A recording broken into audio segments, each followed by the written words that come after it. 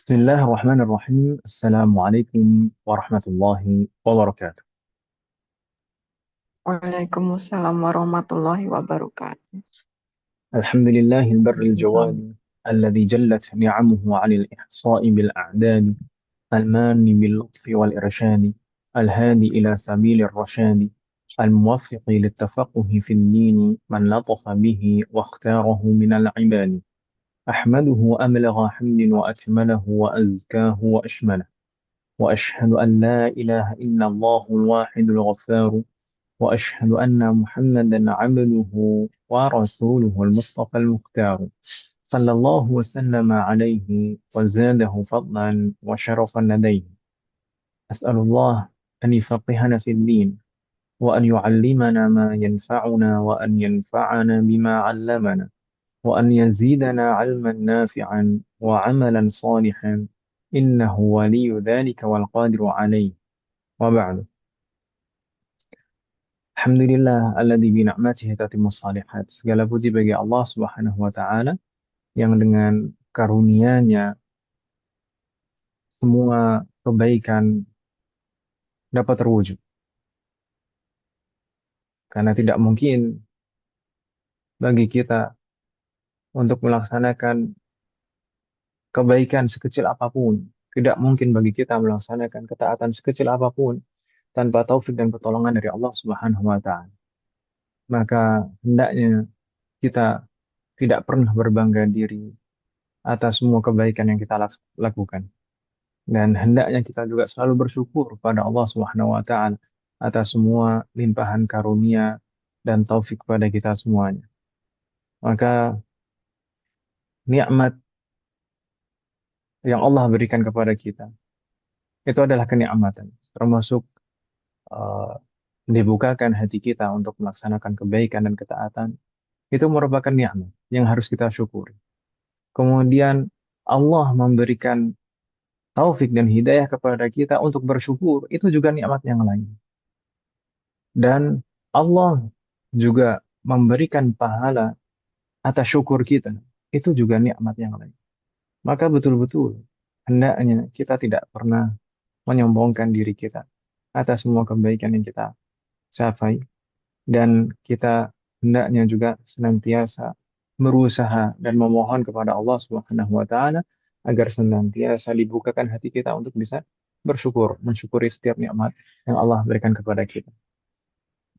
Semoga Allah selalu memberikan taufik kepada kita semuanya. Dan di antara nikmat yang Allah berikan kepada kita di malam hari ini, kita masih bisa duduk kembali di majelis kita, yaitu majelis mudarasah, dalam rangka mempelajari al-ilmul wajib, ilmu yang memang wajib dipelajari bagi setiap muslim.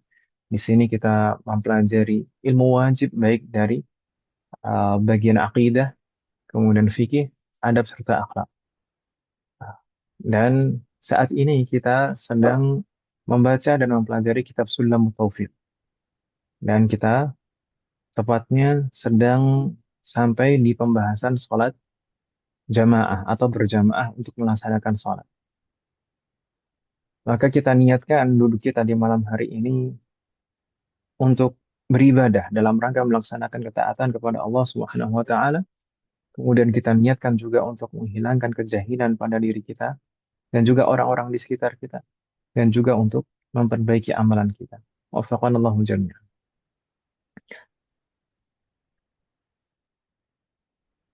Kita buka uh, kitab Sulam Taufik di bagian pembahasan sholat berjamaah. Sebelumnya, umat sekalian, kita telah membacanya dan telah menerjemahkannya. Dan di pekan lalu kita mulai sedikit menjelaskannya. Namun penjelasan di pekan yang lalu terkait sholat berjamaah itu masih belum selesai. Atau mungkin itu pembahasan mukaddimah saja tentang sholat berjamaah. Dan insya Allah semoga Allah memberikan taufik pada kita semuanya. Kita akan melanjutkan pembahasan sholat berjamaah atau berjamaah untuk melaksanakan sholat di malam hari ini. Di pekan yang lalu atau di pertemuan yang lalu kita menyebutkan pengertian sholat berjamaah. Pengertian sholat berjamaah secara bahasa, berjamaah, al-jamaah. Al-jamaah itu lughatan. Berjamaah secara bahasa artinya at-taifah, kumpulan, kumpulan manusia, kumpulan orang. Adapun maksudnya berjamaah dalam salat adalah rabatu salatil ma'mum bi salatil imam, mengaitkan, menyambungkan salatnya makmum dengan salatnya imam sehingga terikat salatnya makmum dengan salatnya imam. Nah, ketika imam mengerjakan apapun maka makmum harus mengikutinya. Dan ketika sudah berjamaah seperti itu, maka kekurangan-kekurangan yang dilakukan oleh makmum itu akan ditanggung oleh imam. Dan sebaliknya juga, ketika sholatnya imam ada kekurangan, maka akan berdampak kepada sholatnya makmum. Maka kaidahnya adalah khalalul makmum yatahammaluhul imam wa khalalul imam wa khalalul imam yatatarwaqu lil makmum. Itu kaidahnya. Khalalul makmum yatahammaluhul imam. Kekurangan pada salatnya makmum akan ditanggung oleh imam. Adapun khalalul imam yatatarraqu lil makmum. Dan kekurangan pada salatnya imam maka akan berdampak pada kurangnya pada salat makmum. Jadi kalau misalnya imam ada kurang dalam sunnah-sunnah salat, maka juga akan berdampak pada salatnya makmum. Jika imam melakukan sesuatu misalkan yang makruh di dalam salatnya, maka juga akan berdampak pada salatnya makmum. Jika imam batal salatnya, maka juga akan berdampak pada salatnya makmum. Demikian. Wafaqanallahu jami'an. Kemudian di pekan yang lalu juga kita membahas tentang hukum berjamaah dalam melaksanakan salat. Yang ini usulannya. Maka hukum berjamaah dalam melaksanakan salat itu berbeda-beda sesuai dengan jenis sholat. Ada yang hukum berjamaah untuk dalam melaksanakan sholat itu fardu ain. Maksudnya semuanya harus berjamaah. Kalau tidak dilaksanakan berjamaah maka tidak sah. Maka berjamaah yang hukumnya fardu ain itu berlaku pada sholat Jumat. Kemudian ada juga berjamaah yang hukumnya fardu kifayah. Fardu kifayah dalam artian kalau misalkan sebagian orang di kampung telah melaksanakannya dengan cara berjamaah, maka gugur kewajiban bagi orang yang lain. Maka hal ini berlaku untuk sholat fardu 5 waktu. Ini na'am. Kita sebutkan di pekan yang lalu bahwasanya memang di sini ada perbedaan pendapat. Namun kita lanjutkan dulu sebelum kita kembali ke perbedaan pendapat itu. Ada juga yang hukumnya sunnah, seperti sholat jenazah, sholat uh, Aid, Idul Fitri dan Idul Adha, kemudian sholat gerhana, sholat istisqa, sholat tarawih, dan sholat witir di bulan Ramadan. Kemudian ada juga yang hukumnya mubah, seperti sholat rawatib, sholat rawatib qabliyah dan ba'diyah.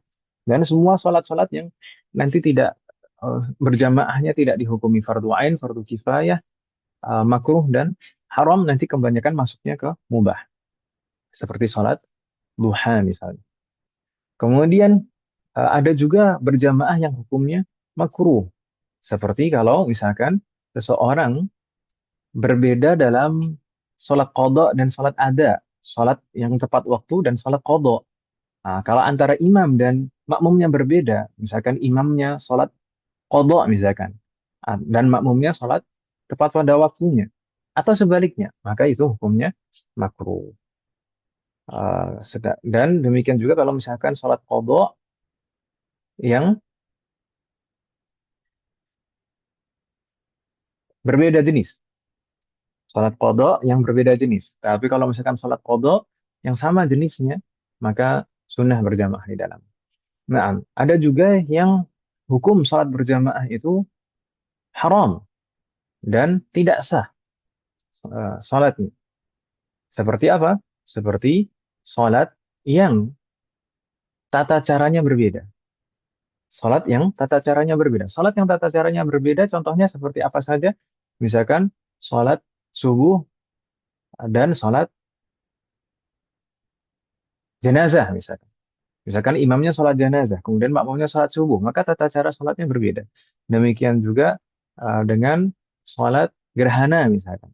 Imamnya sholat gerhana dengan tata cara yang sempurna atau paling sempurna misalnya. Nah, maka nanti tata caranya akan berbeda. Maka tidak boleh di sana melaksanakan berjamaah. Yang satu sholat gerhana, yang satu sholat uh, subuh misalkan. Atau sholat duhur misalkan. Demikian juga tidak boleh dan tidak sah kalau misalkan berbeda yang satu misalkan mengerjakan sholat dengan qasar dan yang satu dengan lengkap. Tiga itu. Tiga macam sholat itu tidak boleh berjamaah dan tidak sah. Begitu Ibu sekalian. Wafaqanallahu jami'an. Kita kembali ke sholat fardu tadi.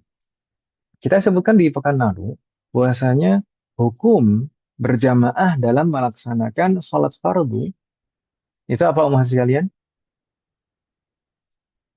Fardu kifayah. Naam, fardu kifayah. Fardu kifayah, meskipun memang ada perbedaan pendapat di dalamnya. Setidaknya di sana ada 4 pendapat. Kita sebutkan kemarin, ya kan Ibu sekalian. Ada yang mengatakan sunnah, ada yang mengatakan fardu atau wajib. Fardu itu sama artinya dengan wajib. Dan masing-masing terbagi menjadi dua lagi. Sunnah, ada yang mengatakan sunnah kifayah, dan ada yang mengatakan sunnah ainiyah. Sunnah kifayah, sunnah ainiyah. Demikian juga fardu, ada yang mengatakan fardu kifayah dan ada yang mengatakan fardu ain. Itu istilahnya. Wafaqanallah jami'an. Namun jumhur ulama, mayoritas para ulama mengatakan memang sholat berjamaah atau berjamaah dalam melaksanakan sholat fardu ini bukan fardu ain. Di dalam mazhab Syafi'i disebutkan berjamaah dalam melaksanakan sholat 5 waktu adalah fardu kifayah. Apakah ada dalilnya? Lalu bagaimana dengan pendapat yang mengatakan bahwasanya sholat berjamaah dalam melaksanakan sholat fardu itu adalah fardu ain? Bukankah mereka juga mempunyai dalil? Nah, memang semuanya mempunyai dalil. Nah, fardu kifayah itu menurut madhab Syafi'i. Sedangkan fardu ain itu menurut madhab Hambali. Eh, apa yang mendasari bahwasanya sholat berjamaah itu hukumnya fardu kifayah bukan fardu ain? Maka dasarnya adalah hadis.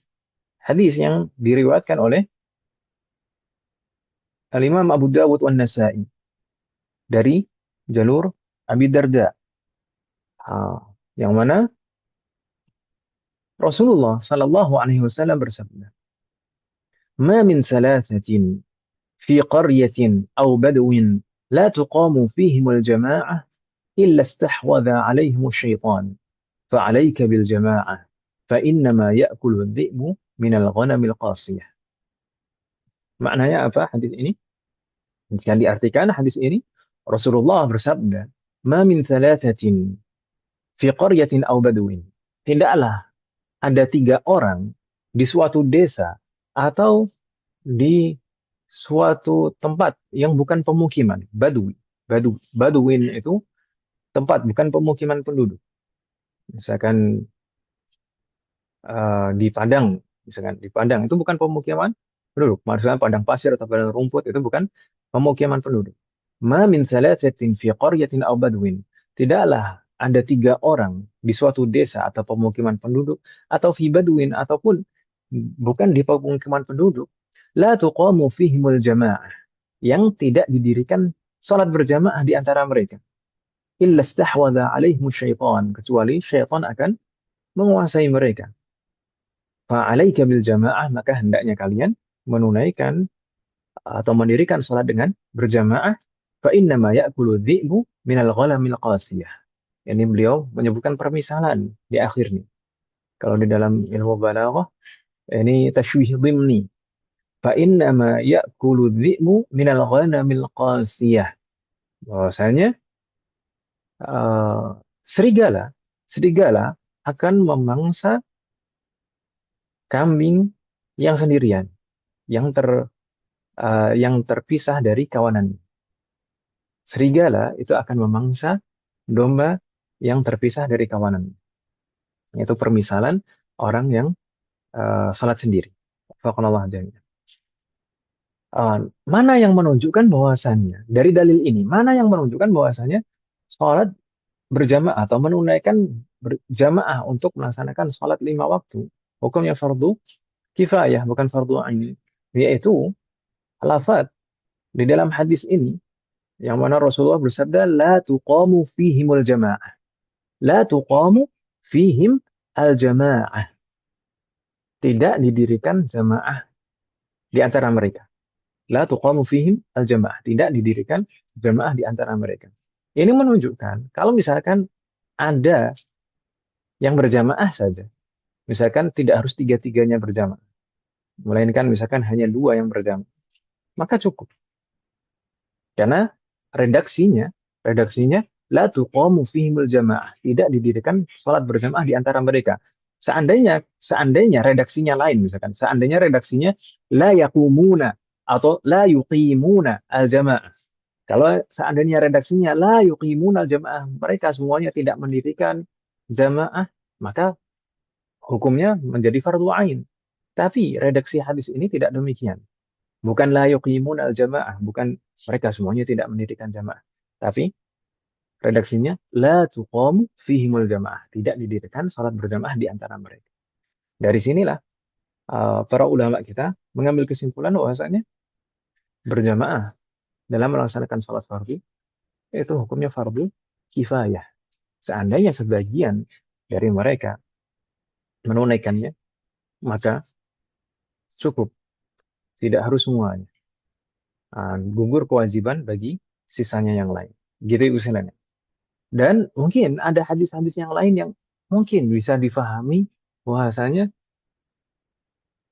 hukum berjamaah dalam melaksanakan sholat 5 waktu adalah fardu ain. Namun para ulama kita mengatakan tidak. Itu tidak menunjukkan fardu ain. Misalkan apa? Misalkan di sana hadis yang mana Rasulullah Shallallahu Alaihi Wasallam bersabda, "Athqalu salati 'ala al-munafiqina salatul isya'i wal fajr. Walau ya'lamuna ma fihima la'atauhuma walau habwan." Salat yang paling berat, athqalus salati 'alal munafiqin. Salat yang paling berat ditunaikan bagi orang-orang munafik adalah salat Isya dan salat fajar atau salat subuh. Walau ya'lamuna ma fihima la'atauhuma walau habwan. Seandainya mereka tahu betapa besar pahala keduanya, maka mereka pasti akan mendatanginya meskipun mereka harus merangkak. Ini hadis pertama yang mungkin difahami hukumnya fardu ain. Tapi kita jelaskan nanti insyaallah. Atau misalkan hadis yang berikutnya, walaqad hamamtu an amura bis-salati fatuqamu thumma amuru rajulan fayusalli bin-nas thumma intalaqa ma'i birijalin ma'ahum hazmun min hatabin ila qaumin la yashhaduna as-salah fa uhriqa 'alaihim buyutahum bin-nar.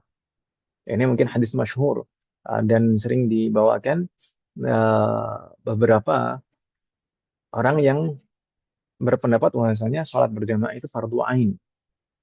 Jadi kalau meninggalkan sholat berjamaah maka berdosa dan tidak sah.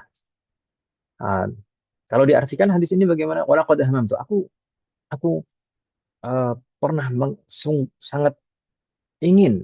Aku pernah sangat ingin hamamtu. Himmah itu betul-betul sangat ingin. Gitu. Laqad hamamtu. Aku betul-betul ingin untuk an amura bis-salati fatuqamu thumma amura rajulan yusalli bin-nas. Jadi Rasulullah mengatakan bahwasanya beliau suatu ketika itu ingin sekali menyuruh orang-orang untuk mendirikan salat. Kemudian menyuruh satu orang menjadi imam di antara mereka. Kemudian thumma intalaqa ma'iya birijal. Kemudian Rasulullah dengan beberapa orang itu pergi bersama beliau bersama Rasulullah untuk membawa kayu bakar.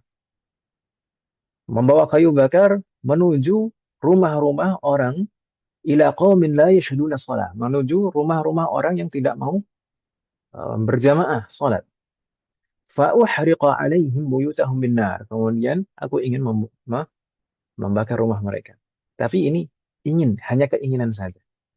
Nah, apakah dua hadis ini menunjukkan bahwasanya sholat fardu 5 waktu itu harus dilaksanakan dengan berjamaah? Maksudnya, dengan kata lain, sholat berjamaah untuk melaksanakan sholat 5 waktu itu hukumnya fardu ain. Maka para ulama kita dari ulama Syafi'iyah atau juga jumhur menyebutkan tidak, kedua hadis ini tidak menunjukkan bahwasanya berjamaah dalam melaksanakan sholat fardu itu hukumnya fardu ain, tidak menunjukkan hal itu. Karena kenapa? Karena hadis-hadis ini tadi berbicara tentang kondisi orang-orang munafik. Hadis-hadis ini tadi membahas tentang kondisi orang-orang munafik yang memang kalau mereka tidak sholat berjamaah, mereka memang betul-betul tidak sholat. Memang betul-betul tidak sholat mereka. Mereka hanya sholat ketika nampak dilihat oleh orang lain. Seolah orang munafik. Dan saya pernah mendengar penjelasan ada ulama Malikiyah. Ulama Malikiyah ketika membahas hadis ini, justru hadis ini ketika Rasulullah tadi mengatakan laqad hamamtu, aku betul-betul ingin, ya kan? Justru hadis ini menunjukkan bahwasanya sholat berjamaah atau berjamaah untuk melaksanakan sholat fardu itu bukan fardu ain. Kenapa? Karena Rasulullah hanya berkeinginan saja, tidak betul-betul melakukannya. Gitu ya usirannya. Wafaqanallahu jami'an. Namun, meskipun demikian, meskipun memang ada perbedaan pendapat dalam hukum melaksanakan berjamaah sholat dalam melaksanakan sholat fardu, perlu kita pahami betul-betul dan jangan sampai salah paham. Semuanya bersepakat. Para ulama semuanya bersepakat bahwasanya sholat fardu itu yang lebih afdol dan paling afdol dilaksanakan dengan cara berjamaah di masjid. Meskipun para ulama berbeda pendapat tentang hukum berjamaah sholat untuk melaksanakan sholat fardu, tapi semuanya bersepakat bahwasanya berjamaah untuk melaksanakan sholat fardu itu lebih afdol daripada sholat sendiri. Dan kalau dilaksanakan di masjid, itu lebih afdol daripada dilaksanakan di selain masjid. Begitu usianya. Bisa difahami maksud saya, Om? Halo? Insyaallah Ustaz. Ya, ya. Baik. Sholat berjamaah, masih kalian. Sholat berjamaah itu paling minimal berapa, Mas sekalian?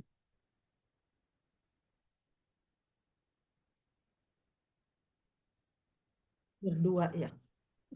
Nah, berdua saja, 2 orang saja itu sudah sah melaksanakan sholat berjamaah. Berdasarkan riwayat dari Abu Musa al-Ash'ari yang menuturkan al-isnani fama fawqahuma jama'atun. 2 atau lebih itu sudah dianggap jamaah. Jadi 2, minimal jamaah itu 2. Wafaqanallahu jami'an. Meskipun kita sebutkan di pekan yang lalu, semakin banyak jumlah jamaah, maka semakin afdal. Semakin banyak jumlah orang yang berjamaah, maka semakin afdal dan semakin besar pahalanya. Nah, pahala sholat berjamaah itu 27 derajat sama. Antara satu jamaah dengan jamaah yang lain pahalanya 27 derajat.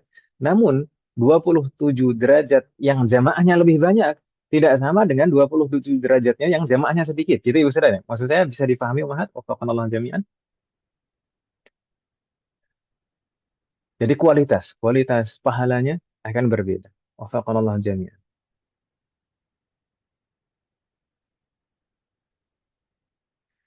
Dan sholat di masjid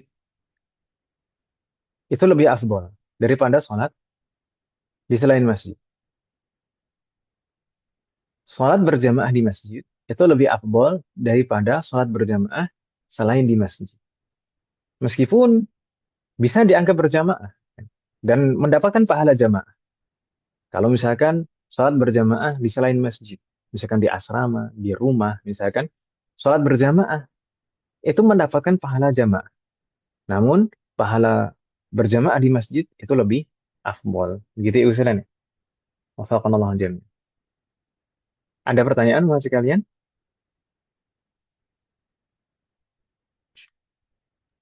La yujad, Ustaz. La yujad.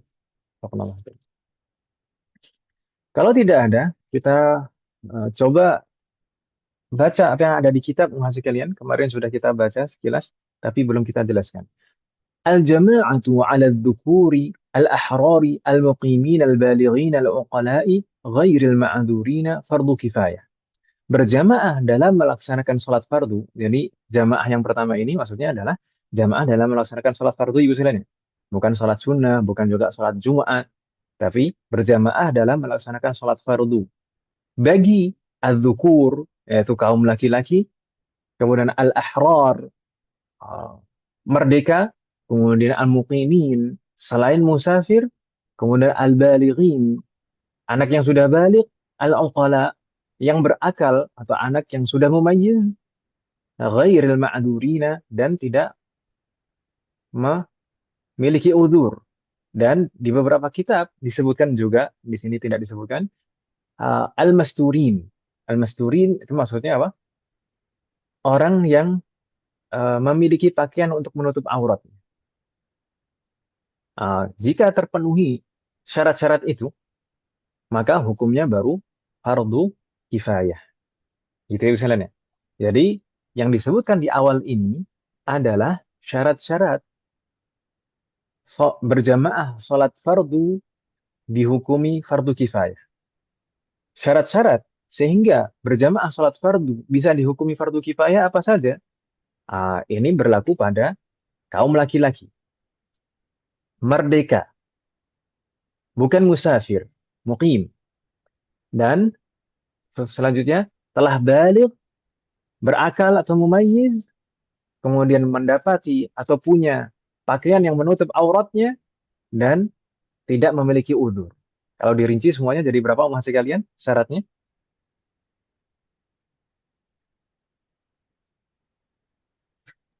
Tujuh ya. Oh, ada 7, Tujuh sahih. ya. 7. Bisa disebutkan lagi 7 tadi apa saja, Mas? Ya, satu tapi nggak ada Ustaz yang Ustaz baca tadi al-masturinnya nggak ada.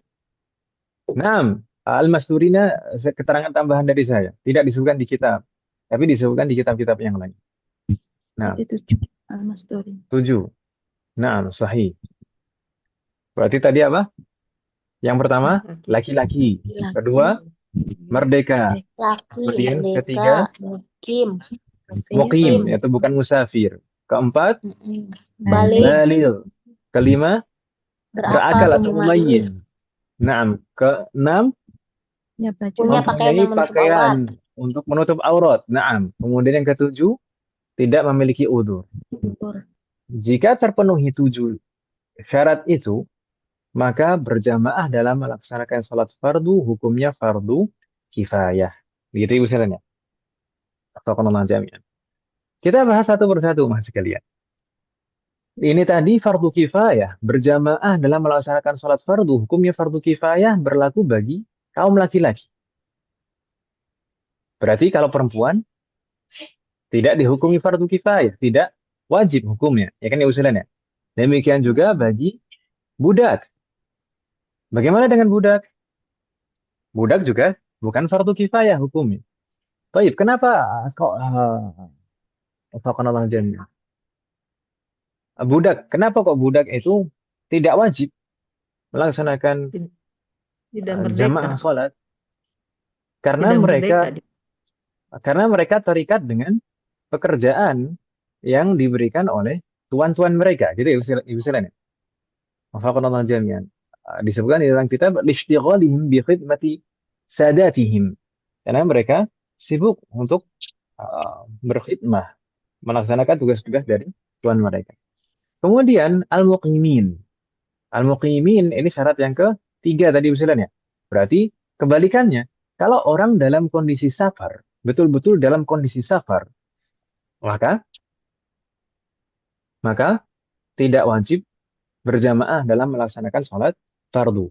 Kita pernah menyebutkan musafir. Musafir itu orang yang dikategorikan musafir itu yang bagaimana mas sekalian? Oh ya kemarin di pembahasan puasa, ya, fikih puasa. Pada saat kita membahas syarat sah puasa, atau syarat wajib puasa, syarat wajib puasa. Kita sebutkan musafir, status musafir. Kita share juga di grup. Status seseorang berkaitan dengan safar itu kan ada 3 Ibu Selena. Mustautin, muqim, dan musafir. Maksudnya muqim di sini bukan musafir. Musafir itu yang bagaimana? Musafir itu yang betul-betul dalam kondisi perjalanan, yang telah keluar dari batas kampungnya. Jadi Ibu Selena, halo? Ya, Nah, Ustaz. yang betul-betul sedang di dalam perjalanan, itu musafir. Uh, dan atau telah sampai di tempat tujuannya, namun belum mencapai waktu 4 hari di sana, dan memang tidak berniat untuk mukim di sana. Saya ulangi lagi. Tadi yang pertama, yang statusnya musafir adalah orang yang betul-betul dalam kondisi perjalanan, di jalan, telah keluar dari batas kampungnya. Itu pertama. Atau yang kedua, yang dikategorikan musafir juga adalah orang yang telah sampai di tempat tujuannya, belum mencapai 4 hari di sana, dan tidak berniat untuk mukim di sana. Maka ini statusnya juga musafir. Jadi usulannya, di tempat tujuan, belum sampai 4 hari di sana, dan tidak niat untuk bermukim di sana. Itu statusnya musafir. Maka selain 2 kondisi itu, statusnya bukan musafir. Maka nanti kalau kaitannya dengan keringanan-keringanan, rukhsah safar, maka tidak mendapatkan. Seperti keringanan musafir itu apa? Boleh tidak berpuasa, kemudian boleh sholat dengan cara jamak dan qasar. Nah, itu kan hanya berlaku bagi musafir saja. Selain musafir maka tidak berlaku. Maka kalau misalkan masih di rumah, meskipun sudah berniat untuk melakukan perjalanan nanti siang misalkan, tapi kalau paginya masih di rumah, malamnya masih di rumah, maka statusnya belum musafir, bukan musafir, maka tidak boleh mengambil keringanan-keringanan musafir kalau belum melewati batas kampungnya. Jadi Ibu sekalian, Allahu jami'an. Baik, berikutnya al-balighin. Al-balighin atau anak yang sudah baligh. Berarti kebalikannya, anak yang belum baligh wajib tidak untuk melaksanakan berjamaah dalam melaksanakan sholat fardu? Maka jawabannya tidak wajib, Ya. bukan fardu kifayah bagi mereka, tidak berkewajiban mereka. Demikian juga al-uqala, uqala yang berakal, berarti kebalikannya yang tidak berakal atau belum memayyiz.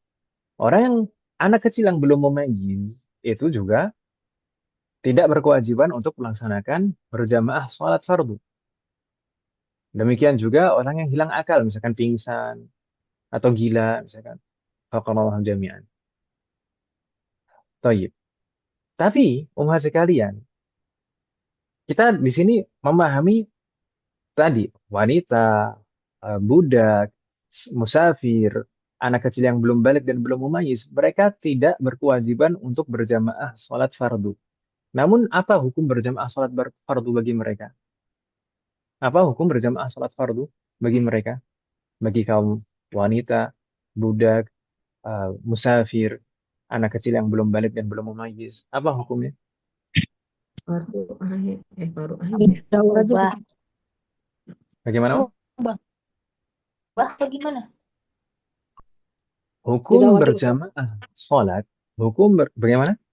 Hukum berjamaah sholat bagi, naam.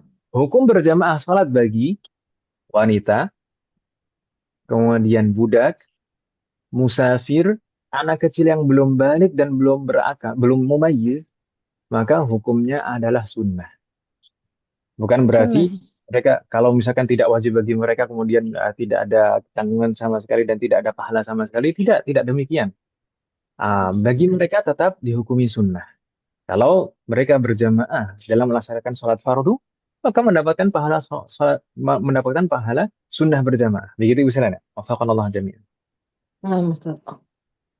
Kecuali untuk wanita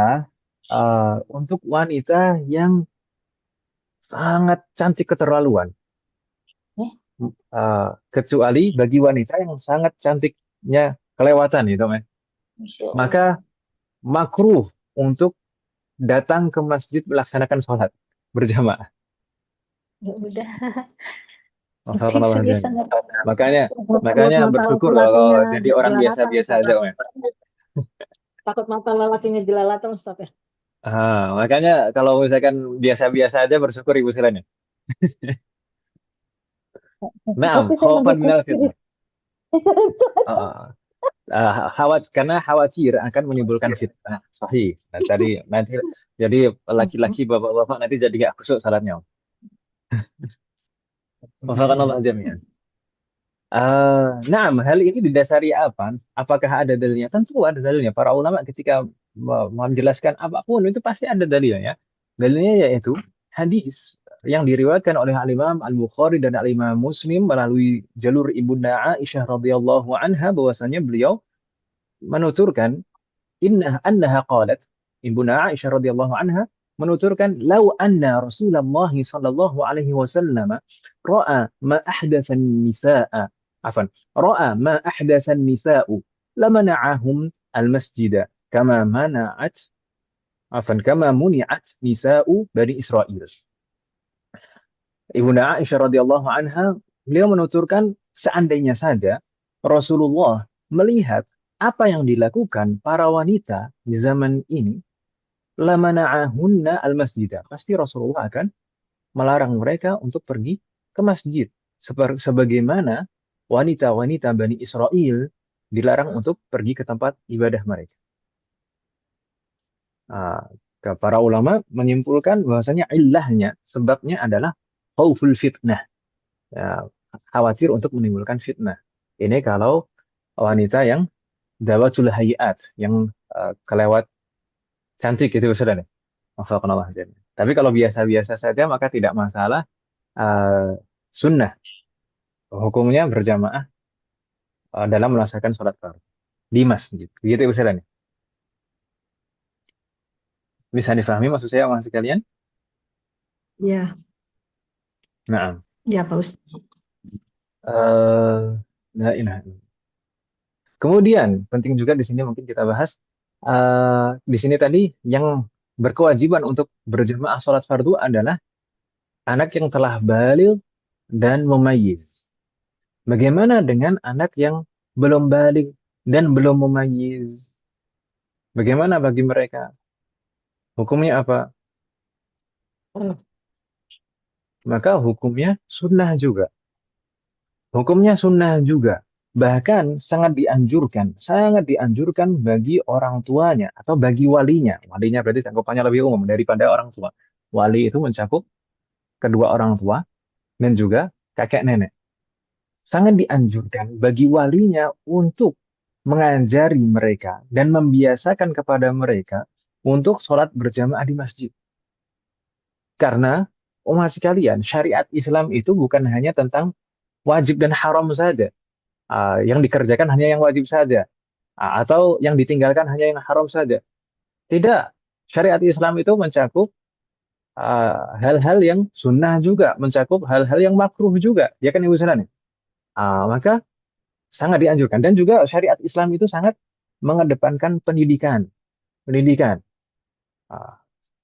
Wafaqanallah jami'an. Semoga Allah memberikan taufik kepada kita semuanya. Maka sangat-sangat dianjurkan bagi wali anak-anak untuk mengajarkan dan membiasakan kepada mereka sholat berjamaah. Mungkin ada problem misalkan. Saat anak-anak itu kalau diajak sholat berjamaah ke masjid itu justru malah ramai dan mengganggu kekhusyuan jamaah orang-orang yang dewasa. Ini bagaimana Ibu sekalian?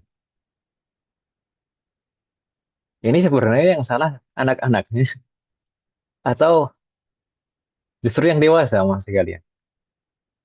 Tapi kita tidak fokus mencari kesalahan. Fokus kita adalah memberikan solusi. Sebenarnya harusnya seperti apa?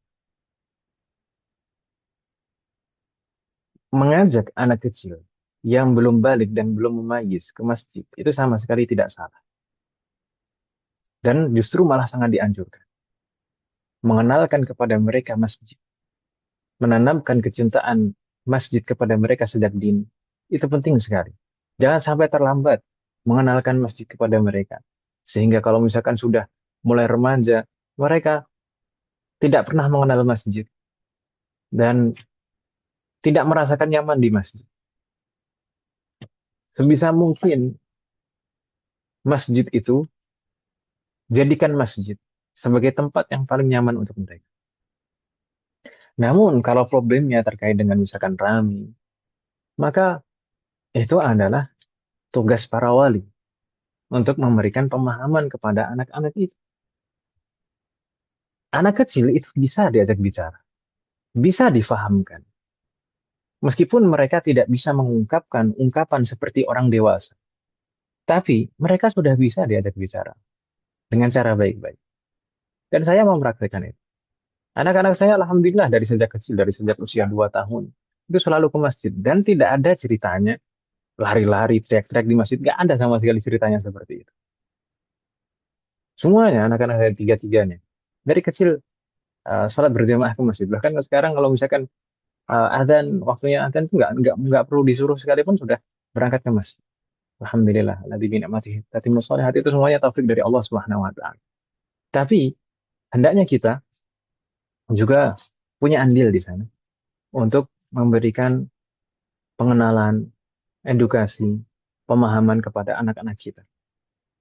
Saya ketika anak-anak masih usia 2 tahun atau sebelum genap 2 tahun, yaitu setiap kali mau berangkat ke masjid, saya selalu pamitan kepada mereka. Itu belum diajak. Mereka masih di rumah. Sebelum genap usia 2 tahun, mereka masih di rumah. Tapi setiap kali saya mau berangkat ke masjid, saya selalu berpamitan. Anak kecil kalau dipamitin dan tahu kalau kita mau pergi keluar, itu pasti penasaran dan ingin ikut. Semakin sering kita pamitan kepada mereka ketika mau sholat berjamaah, mereka semakin penasaran, semakin pengen ikut. Suatu ketika mereka mengungkapkan pengen ikut ke masjid, kita kasih tahu kalau kita pergi mau sholat berjamaah di masjid. Suatu ketika mereka sudah mengungkapkan pengen ikut sholat di masjid, maka saat itulah momentum bagi kita untuk memberikan pemahaman kepada mereka. Maka kita jelaskan kepada mereka, kalau memang mau ikut sholat berjamaah di masjid, maka harus benar sholatnya. Belajar sholat dulu, misalkan di rumah diajari suruh mengikuti uminya, ibunya. Nanti ikuti ya gerakan sholat ya, dari awal sampai akhir. Itu di usia 2 tahun sudah bisa. Kemudian diberikan pemahaman juga. Kalau misalkan nanti ikut sholat berjamaah di masjid, maka harus mengikuti imam. Dari awal sampai akhir itu harus mengikuti imam. Tidak boleh mendahului imam, tidak boleh juga terlalu terlambat dari imam. Tidak boleh juga tengok-tengok. Karena sholat itu ibadah. Kewajiban kita menghadap kepada Allah, menyembah Allah. Kemudian kita beri pemahaman juga. Masjid itu adalah tempat sholat, tempat ibadah, tempat membaca Al-Quran, tempat belajar. Bukan tempat bermain. Maka kalau di masjid tidak boleh. Misalkan lari-lari, teriak-teriak, itu tidak boleh. Nah nanti kalau misalkan sholat berjamaah, nanti harus di samping kita, ya, di samping orang tuanya. Nggak boleh kemana. Seperti itu. Bisa, bisa. Insya Allah bisa. Anak-anak seperti itu bisa. Semoga Allah memberikan taufik kepada kita semua. Jazakallahu khairan.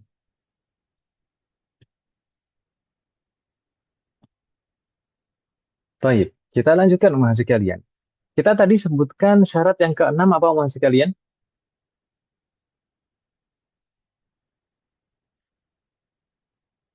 Pakaian yang menutup aurat. Memiliki pakaian yang bisa digunakan untuk menutup aurat.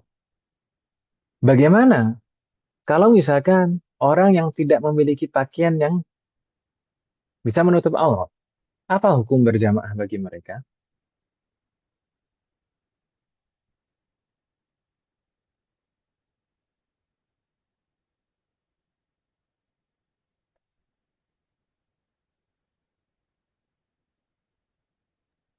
Sunat bukan Ustaz? Tidak. Kecuali kalau mereka ini semuanya buta dan atau berada di tempat yang sangat gelap. Kalau semuanya buta Terang. atau Terang. berada di dalam tempat yang sangat gelap, baru disunahkan bagi mereka berjamaah. Hukumnya sunnah berjamaah bagi mereka. Tapi kalau misalkan tidak memiliki pakaian yang menutup aurat, kemudian mereka tidak buta dan tidak berada di dalam tempat yang gelap, maka mubah, mubah berjamaahnya. Gitu usirannya. Bukan, bukan sunnah. Bisa difahami maksud saya masih kalian? Ini pakaian yang menutup aurat. Halo? Nah, Ustaz. Hmm.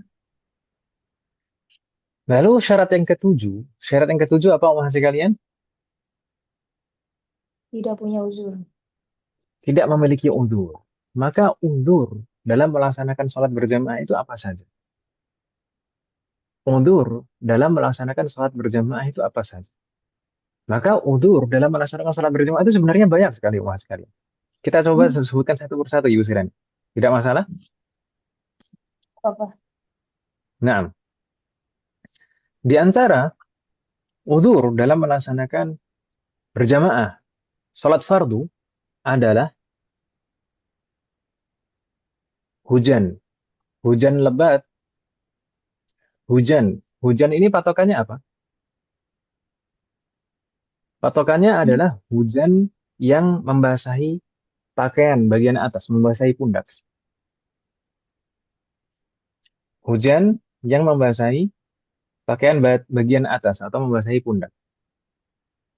Dan tidak ada uh, atap yang menaungi dari rumahnya menuju ke masjid. Itu ya.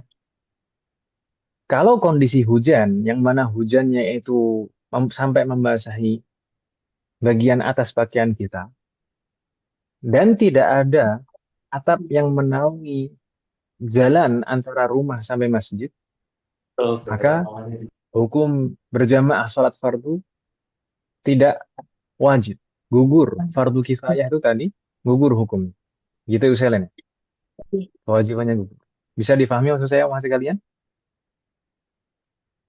Dalam artian berarti kalau misalkan hujannya itu sangat ringan sekali, hanya gerimis ringan sekali, atau memang ada atap yang menaungi antara rumah dan masjid, maka tidak gugur kewajiban fardu kifayah itu tidak gugur. Gitu istilahnya. Bisa difahami maksud saya, Om Ahad? Paham, Ustaz. Nah, mungkin ada pertanyaan, bagaimana apakah payung itu bisa dihukumi seperti kin? Kin tadi apa? Atap yang menaungi antara rumah dan masjid. Apakah payung itu bisa dihukumi seperti atap? Maka tergantung kondisi hujan.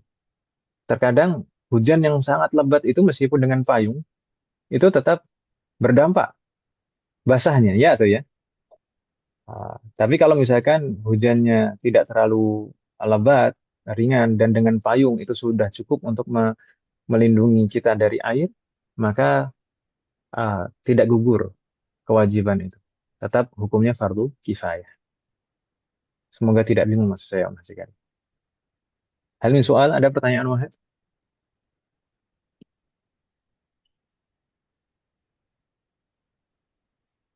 Tidak ada nampaknya. Maka di antara udzur melaksanakan jamaah sholat fardu adalah syiddatu rihin bilail. Syiddatu rihin bilail. Maksudnya apa? Jika ada angin yang sangat kencang di malam hari. Jika ada angin yang sangat kencang di malam hari, mungkin beberapa waktu yang lalu, kita ada di beberapa daerah itu anginnya kencang sekali. Nah, nasallallahu alaihi wal afiyah. Jika di waktu sholat, misalkan sholat maghrib atau sholat isya, itu ada angin yang sangat kencang sekali, maka itu juga merupakan undur untuk melaksanakan jamaah sholat fardu. Kemudian di antara uzur berjamaah juga adalah syiddatul har wal bard. Syiddatul har wal bard, yaitu kondisi cuaca yang sangat panas atau kondisi cuaca yang sangat dingin. Patokannya apa? Kondisi cuaca yang sangat panas dan kondisi cuaca yang sangat dingin. Patokannya adalah at-ta'adzi, yaitu jika cuaca itu sampai menimbulkan eh, menimbulkan masalah atau ta'adzi itu rasa sakit atau bahkan mengurangi kekhusyuan di dalam sholat. Jadi seseorang sampai karena saking panasnya atau saking dinginnya, seseorang itu sampai kesulitan untuk menuju masjid dan kalau misalkan pun sholat di masjid itu terganggu kekhusyuan. Gitu ya usulannya. Bisa difahami maksud saya? Ya. Halo, Umhat Iya, masih ada? benar Ustaz. Salam Ustaz. Ya. Nah, Ya. Zaid. Kemudian di antara uzur berjamaah sholat fardu juga adalah dalam kondisi sangat lapar atau sangat haus sedangkan di hadapannya sudah terhidang makanan yang lezat atau minuman yang lezat. Itu juga merupakan uzur berjamaah sholat fardu. Dan ini mungkin kita pernah mendengarnya kalau ini Ibu Selen. Oh, kalau sudah ada makanan, berarti eh, tidak wajib untuk berjamaah. Atau mungkin mendengar kalau ada makanan sudah dihilangkan, maka makruh. Gitu kan Ibu Selen? Pergi sholat. Nah, Tapi umat sekalian, itu tidak berlaku secara mutlak seperti itu. Jadi, makruh untuk melaksanakan sholat ketika ada makanan, itu jika dalam kondisi sangat lapar, atau jika dalam kondisi yang sangat lapar, sedangkan makanannya sudah siap. Atau dalam kondisi makanan yang dihidangkan itu sangat lezat, yang tidak biasa bagi dirinya. Kenapa kok di sana tidak dianjurkan untuk ditinggalkan makanannya kemudian mengutamakan sholat? Karena kemungkinan dalam kondisi seperti itu orang tidak bisa khusyuk. Kalau sudah ada makanan yang dihidangkan, kemudian dia dalam kondisi sangat lapar sekali, atau misalkan makanan yang dihidangkan itu memang sangat lezat sekali yang tidak biasa, yang seperti yang dia makan, tidak. Maka kemungkinan akan mengganggu kekhusyuannya di dalam sholat. Ya atau ya? Jadi tidak setiap ada makanan berarti tidak berangkat sholat, tidak seperti itu. Hanya ketika dalam kondisi yang sangat lapar dan makanan sudah dihidangkan. Atau makanan yang dihidangkan adalah makanan yang sangat lezat. Luar biasa, tidak seperti biasa yang dia makan. Kalau misalkan tidak dalam kondisi sangat lapar dan makanannya biasa-biasa saja, ya sudah ditinggalkan saja nggak masalah kan gitu ya Bu Zainal? Bisa difahami maksud saya, Mas? Halo, Insya Allah bisa Ya Ustaz. Ustaz. berikutnya di antara uzur berjamaah salat fardu juga adalah masyaqqatul marad, yaitu dalam kondisi sakit. Maksudnya sakit yang bagaimana? Sakit yang kalau misalkan dipaksakan untuk menuju masjid atau melaksanakan sholat jamaah maka akan sangat berat, sangat berat. Maksudnya kalau misalkan untuk berjalan ke masjid itu sangat kesulitan sekali. Atau kalau misalkan dipaksakan melaksanakan sholat berjamaah maka akan justru mengganggu kekhusyuan karena dia menahan sakit. Maka itu tidak wajib atau fardu kifayahnya itu gugur baginya. Jadi sakit di sini, sakit yang merupakan uzur berjamaah tidak seperti sakit dalam tayamum atau puasa Ibu Selanya.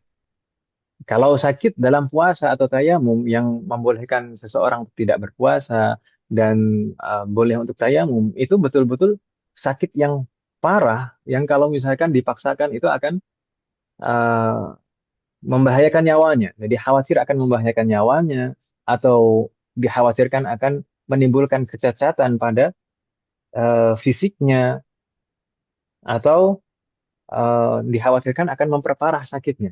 Itu sakit pada udzur puasa dan tayamum. Itu istilahnya. Nah, tapi kalau di sini udzur berjamaah di sini bukan sampai sakit yang separah itu. Yang penting kalau ada masyaqqah, ada kesulitan dalam mencapai jamaah, entah ketika berangkat ke masjid atau saat berjamaah itu, maka itu sudah menggugurkan kewajiban berjamaah. Bukan menggugurkan kewajiban salat, tapi menggugurkan berjamaah, melaksanakan salat fardu. Begitu Islam. Bisa dipahami maksud saya, Om? Wafaqan jami'an.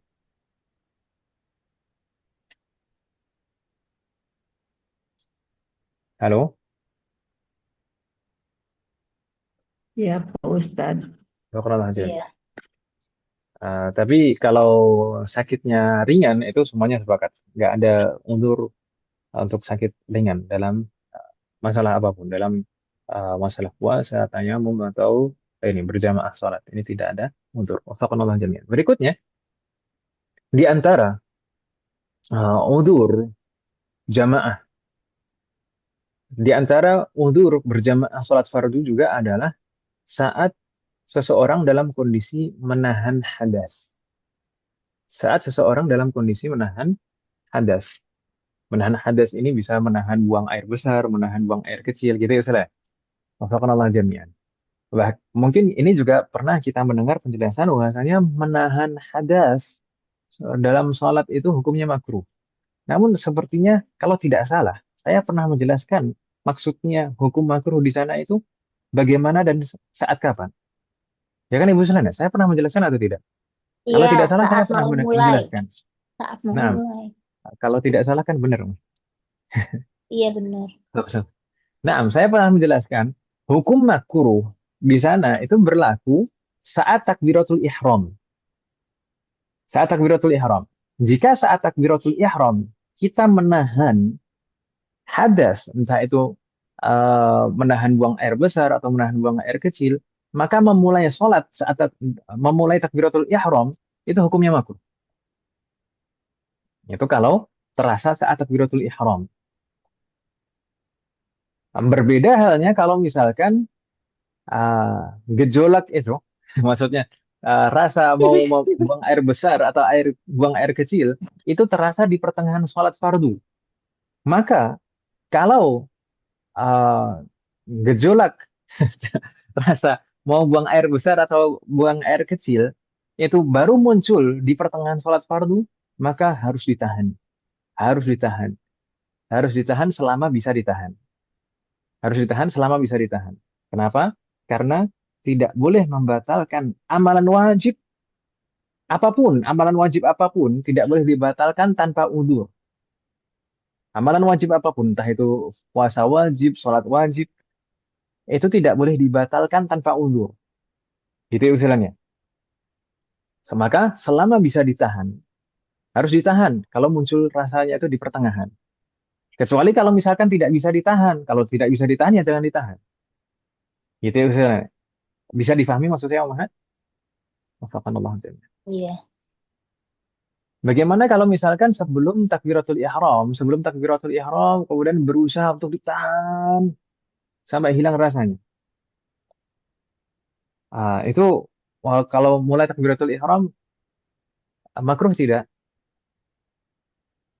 Masih Kan ingat udah tidak hilang. masih kalian? Ya.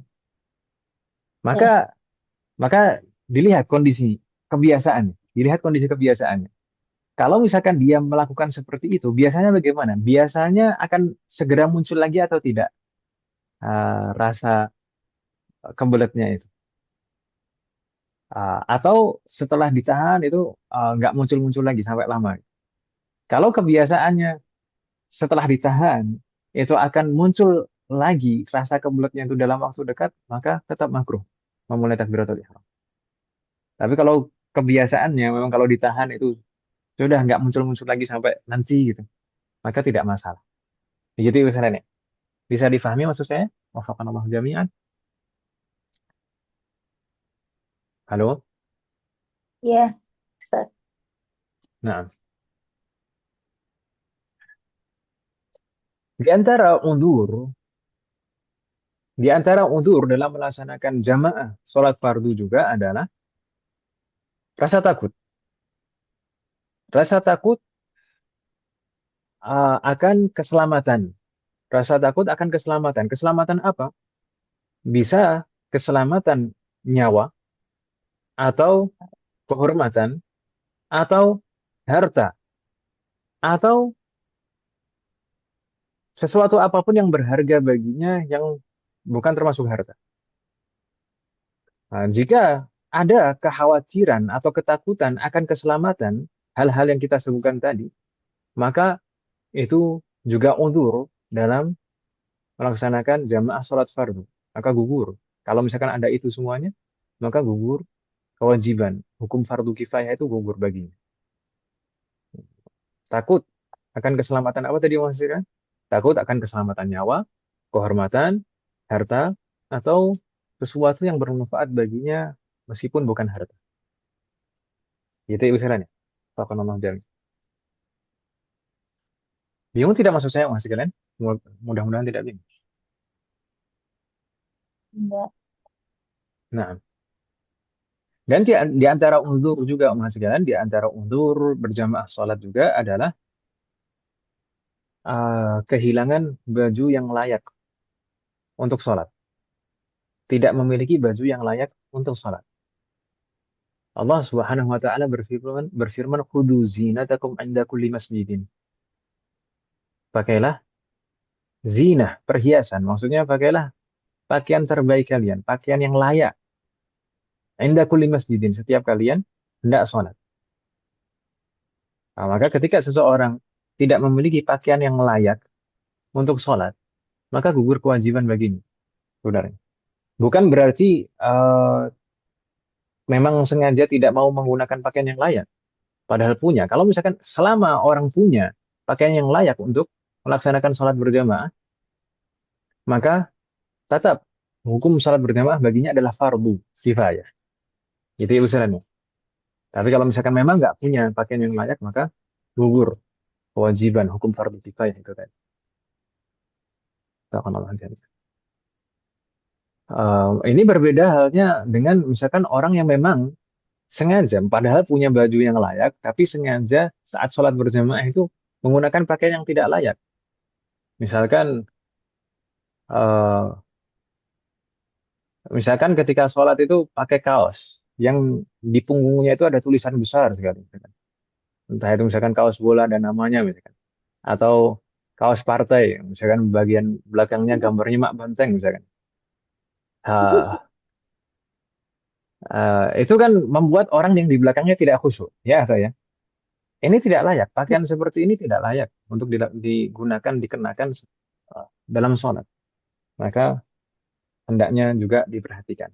Bukan berarti dia gugur kewajiban berjamaahnya, tidak. Selama dia memiliki pakaian yang layak, maka harusnya dia menggunakan pakaian yang layak.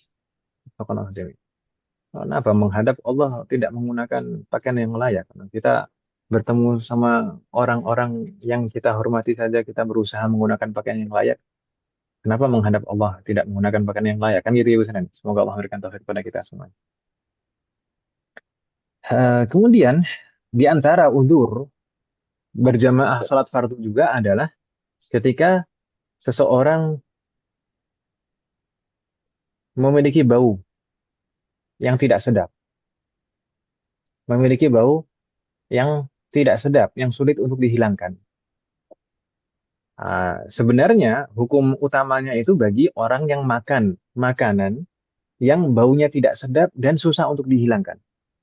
Seperti makan, kalau di dalam hadis yang disebutkan adalah makan bawang. Ini kan Ibu Sirani. Dalam hadis yang disebutkan adalah makan bawang. Dan para ulama mengkiaskan dari hal itu. Kalau makan bawang itu saja tidak boleh, apalagi hal-hal yang lain yang mungkin aromanya lebih tidak sedap. Maka juga makruh juga masuk masjid. Termasuk hukum makruh itu adalah kentut di dalam masjid. Kentut di dalam masjid itu juga makruh Mas sekalian. Jadi kalau misalkan terasa mau kentut, keluar masjid dulu Ibu sekalian ya. Oh iya. Wafaqanallah jami'an. Dan orang makan bawang aja makruh masuk masjid, apalagi kentut di dalam masjid. Mending mana antara bawang sama kentut? Mending makan bawang kan daripada kentut. Ah, wafakanallah jami'an. Mengotori masjid, apalagi dengan najis, itu maksiat, dosa. Sedangkan eh, mengotori masjid dengan selain najis itu juga makruh hukum. Wafakanallah jami'an. La ilaha illallah. Dan di antara udzur juga Mas Gan, udzur jamaah sholat fardu juga adalah pengantin baru. Pengantin baru yang masih dalam masa pengantin baru. Kalau eh, menikahnya dengan janda maka 3 hari. Kalau menikahnya dengan eh, perawan berarti 7 hari.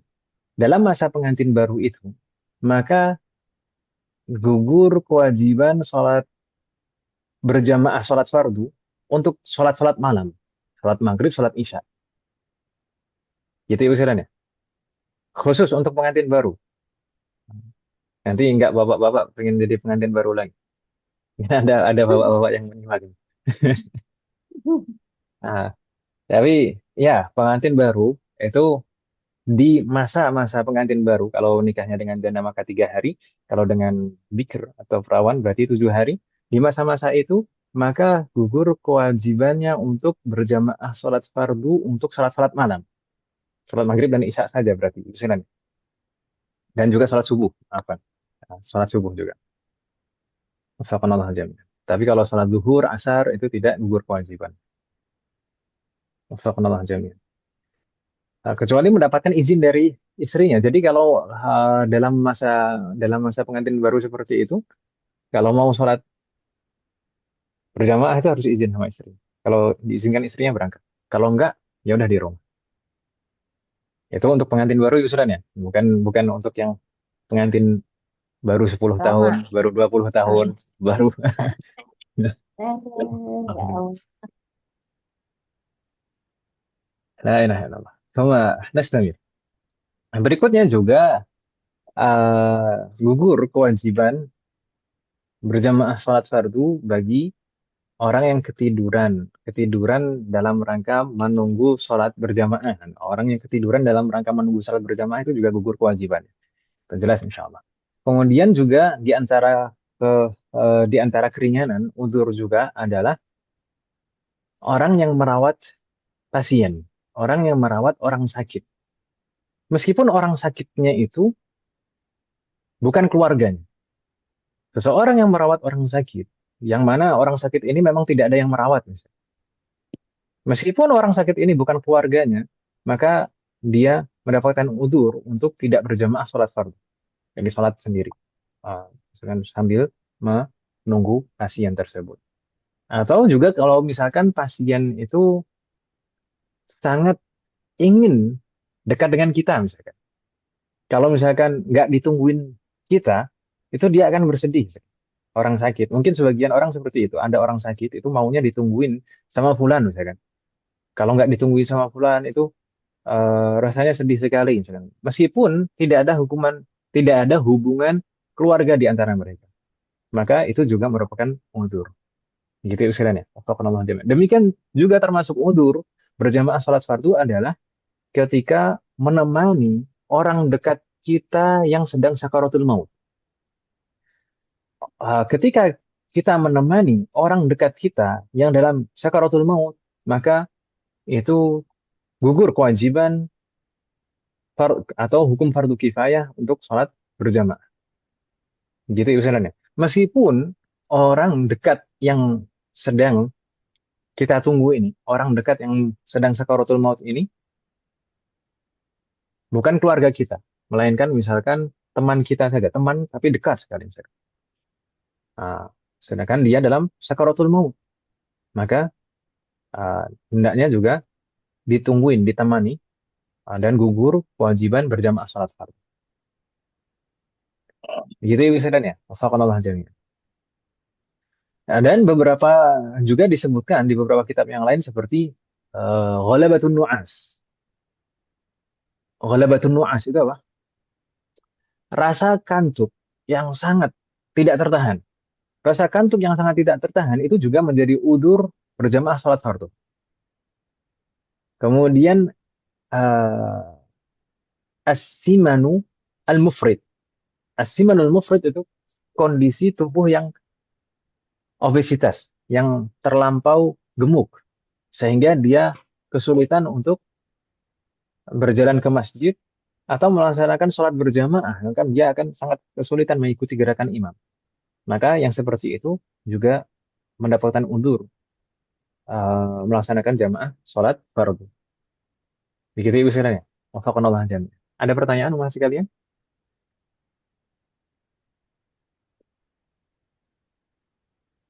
لا يوجد. Jadi umat sekalian, undur-undur ini maksudnya apa? Maksudnya undur-undur yang kita sebutkan tadi adalah menggugurkan kewajiban. Menggugurkan kewajiban. Jadi ketika ada udur itu, maka hukumnya tidak wajib bagi seseorang untuk berjamaah. Kalau sholatnya tetap wajib, tapi berjamaahnya jadi tidak wajib. Gitu ya istilahnya. Wafaqanallah jami'an. Mungkin ada pertanyaan, Ustaz, kalau misalkan memiliki udur seperti itu, apakah tetap memiliki mendapatkan pahala berjamaah ketika ada udur? Kalau memang kebiasaan, kalau misalkan seseorang memang berazam untuk sholat berjamaah, sedangkan memiliki udur, seandainya tidak ada udur, dia akan sholat berjamaah, maka dia tetap mendapatkan pahala sholat berjamaah. Tapi kalau seseorang tidak memiliki azam untuk sholat berjamaah, kalau tidak ada udur pun juga tidak berangkat sholat berjamaah, ya tidak mendapatkan pahala. Wafaqanallahu jami'an. Eh, jadi selama seseorang memiliki atau memenuhi 7 syarat ini tadi, laki-laki, kemudian apa maksud kalian? Merdeka, kemudian tidak dalam kondisi safar, baligh, berakal atau mumayyiz, kemudian memiliki pakaian yang bisa digunakan untuk menutupi aurat, dan tidak memiliki udzur, maka hukum berjamaah sholat fardu baginya apa maksud kalian? Fardu kifayah. Fardu kifayah. Namun perlu kita pahami juga sekalian, fardu kifayah ini kan maksudnya kalau ada sebagian telah melaksanakannya, maka gugur kewajiban bagi yang lain. Begitu kan Ibu sekalian? Iya. Gugur kewajiban bagi yang lain. Namun ada ketentuan umat sekalian sehingga hukum fardu kifayah itu betul-betul gugur. Apa? Harus harus nampak syiar. Harus nampak syiar. Tajibul jama'atu bihaitsu yadhharu syiar. Harus memperlihatkan syiar, menampakkan syiar. Maksudnya bagaimana? Tadharu alamatu iqamatil jama'ah. Memang nampak, bisa dilihat bahwasanya sholat jamaah itu telah dilaksanakan. Jadi kalau misalnya di dalam kampung itu semuanya sholat jamaahnya di rumahnya masing-masing. Apakah itu menggugurkan kewajiban fardu kifayah? Jawabannya tidak. Karena kalau sholat berjamaah di rumah masing-masing itu tidak memperlihatkan syiar. Ya atau ya? Tidak nampak kalau sholat berjamaah itu dilaksanakan. Jadi harus kelihatan. Sholat berjamaah harus betul-betul kelihatan memang dilaksanakan. Apakah harus di masjid? Sebenarnya tidak. Tidak harus di masjid. Syaratnya yang penting nampak syiar itu. Betul-betul kelihatan kalau sholat berjamaah itu dilaksanakan. Jadi kalau misalkan dilaksanakan di rumah, suatu bangunan selain masjid misalkan, maka ya harus rumah itu memang terbuka, siapapun boleh masuk ke sana dan boleh keluar kapanpun untuk melaksanakan sholat berjamaah. Dan memang bisa disaksikan, orang-orang tahu lah di sana itu dilaksanakan sholat berjamaah. Begitu ya usulnya. Tapi kalau di masjid maka lebih afdal. Karena di masjid itu uh, ke- afdaliyahnya, kemuliaannya lebih besar dan kemungkinan jamaahnya lebih banyak dan lebih bisa nampak syiar kalau dilaksanakan sholat jamaah di masjid. Begitu Ibu Selani. Halo, Iya, bisa Ustaz. dipahami maksud saya maksud kalian? Naam. Sholat berjamaah itu apakah cukup? Tadi kan fardu kifayah hukumnya. Fardu kifayah. Kalau sudah sebagian melaksanakannya, maka gugur kewajiban bagi yang lain. Tapi, apakah kalau misalkan dalam satu desa, itu cukup dilaksanakan satu sholat berjamaah saja? Atau harus beberapa? Maka tergantung, tergantung ukuran desanya. Tergantung ukuran desanya. Kalau desanya kecil, kalau desanya kecil, maka cukup dilaksanakan satu jamaah sholat saja gugur hukum fardu kifayah. Tapi kalau tapi kalau misalnya kampungnya itu besar, maka harus lebih dari itu. Sehingga bisa nampak sholat berjamaah dari sudut-sudut kampung itu. Lalu ukuran kampung yang kecil itu seberapa? Ukuran kampung kecil itu kalau misalkan di dalam kampung itu hanya ada 30 orang laki-laki. Kalau di dalam kampung hanya ada 30 orang laki-laki, maka cukup kalau sholat berjamaah itu dilakukan di satu tempat saja. Begitu Ibu Selene. Kalau misalkan lebih dari itu, lebih dari 30 orang laki-laki, maka harus dilakukan di beberapa tempat, tidak cukup hanya satu tempat. Begitu Ibu Selene. Bisa difahami maksud saya, Pak? Ya.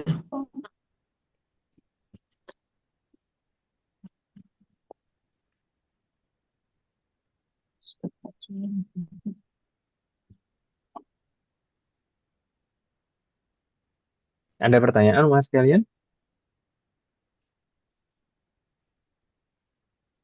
Kalau misalkan orang satu kampung semuanya itu tidak melaksanakan sholat berjamaah, atau mereka sholat berjamaah di rumah masing-masing tidak menampakkan syiar, tidak menampakkan jamaah sholat itu, maka boleh bagi pemerintah atau wakilnya untuk memaksa mereka atau memerangi mereka sampai mereka mau melaksanakan sholat berjamaah atau berjamaah sholat sehingga nampak syiar jamaah sholat di sana. Wafaqanallah jami'an. Tapi yang berkewajiban untuk memerangi seperti itu adalah pemerintah atau yang mewakili pemerintah. Maksud kalian tidak boleh perorangan. Tidak boleh perorangan bertindak sendiri. Wafaqanallah jami'an.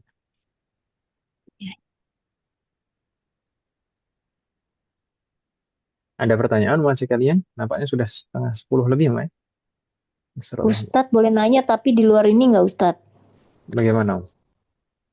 Kalau misalnya ngasih ada apa namanya sejadah kan kadang suka kita pakai minyak wangi gitu ya.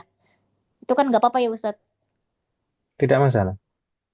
Kalau Malah, misalnya minyak Kak, wanginya non alkohol, yang alkohol nggak apa-apa atau harus yang non alkohol apa gimana? begini maksud kalian terkait dengan minyak wangi alkohol atau non alkohol. Itu sebenarnya kan termasuk masalah kontemporer.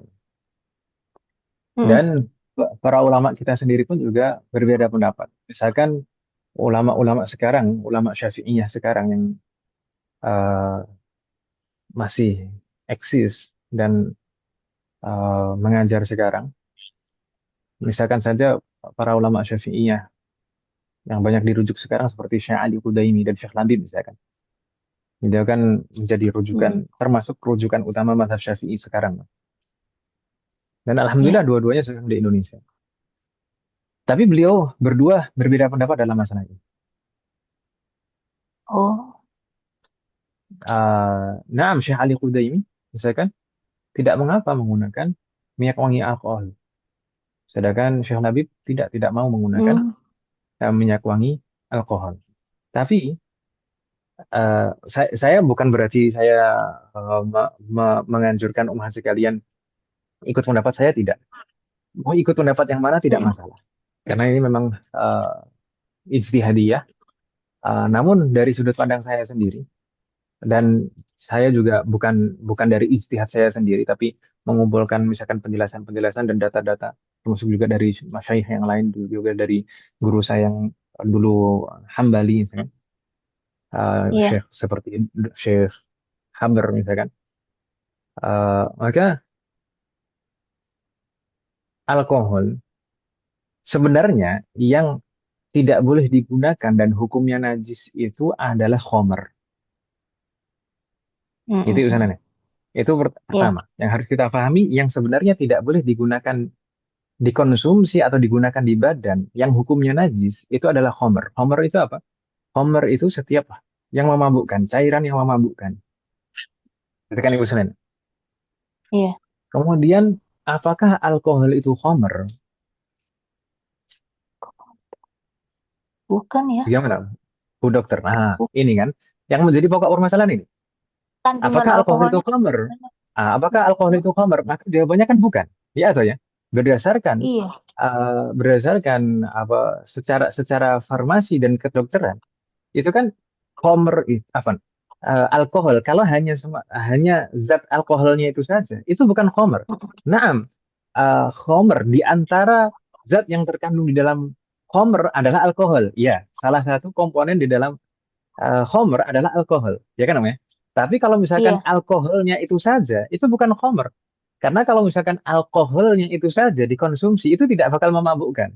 Tapi kalau dikonsumsi dalam jumlah banyak, mungkin bisa menyebabkan kematian, Wes.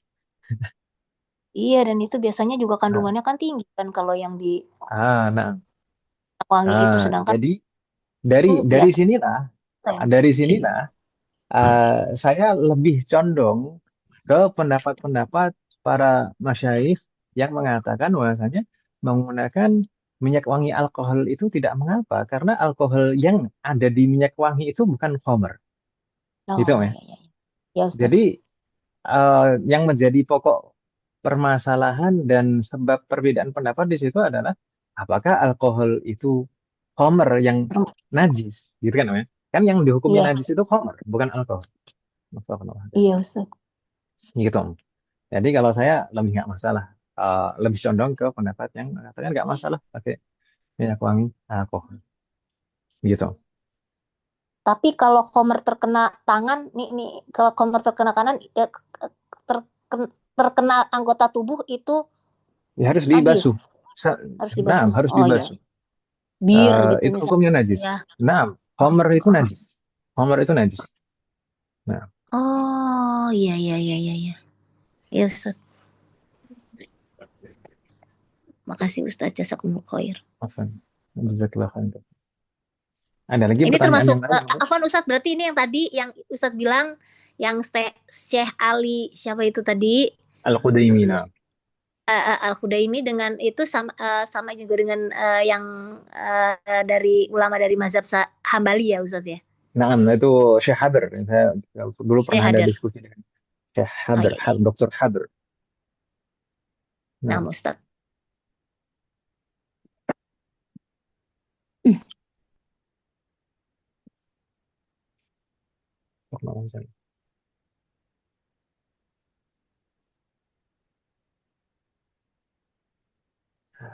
ada lagi pertanyaan yang lain, Umhat? Assalamualaikum. Tidak ada. Kalau memang tidak ada pertanyaan yang lain, mungkin kita cukupkan Mas sekalian. Untuk berikutnya, insya Allah di pertemuan akan datang kita akan membahas sholat Jumat, Mas sekalian.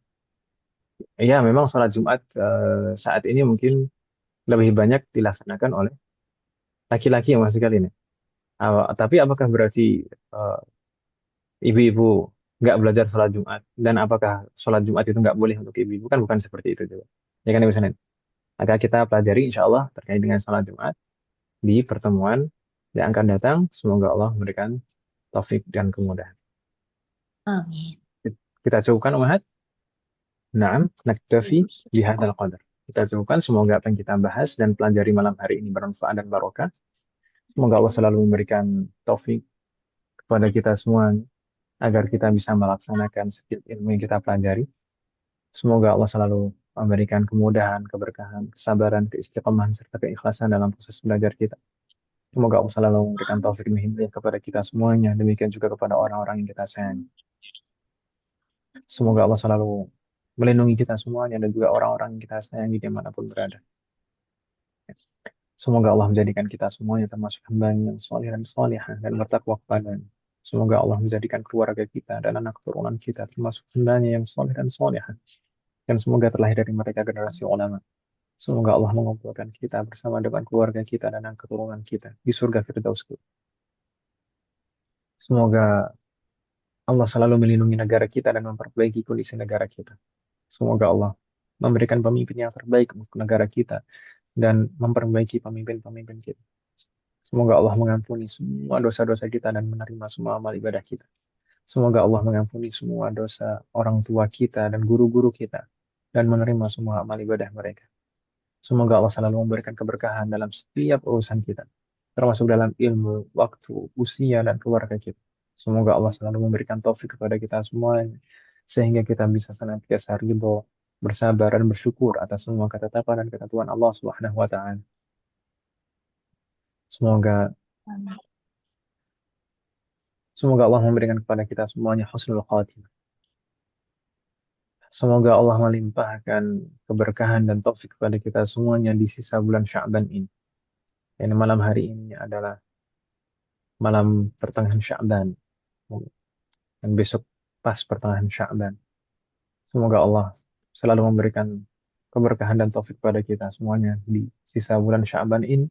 Dan juga semoga Allah selalu memberikan taufik dan pertolongan kepada kita sehingga kita bisa bertemu dengan bulan Ramadan dalam kondisi yang terbaik. Sehingga kita bisa maksimal beribadah di dalamnya dan Allah menerima amal ibadah kita dan mengampuni dosa-dosa kita. Wassallallahu ala nabiyyina Muhammadin wa ala alihi wa sahbihi ajma'in. Subhanakallahumma wa bihamdik asyhadu an la ilaha illa ant astaghfiruka wa atubu ilaik. Wassalamu alaikum warahmatullahi wabarakatuh. Waalaikumsalam warahmatullahi wabarakatuh. Jazakallahu khairan Ustaz. Barakallahu fiik. Wa jazakumullahu khairan.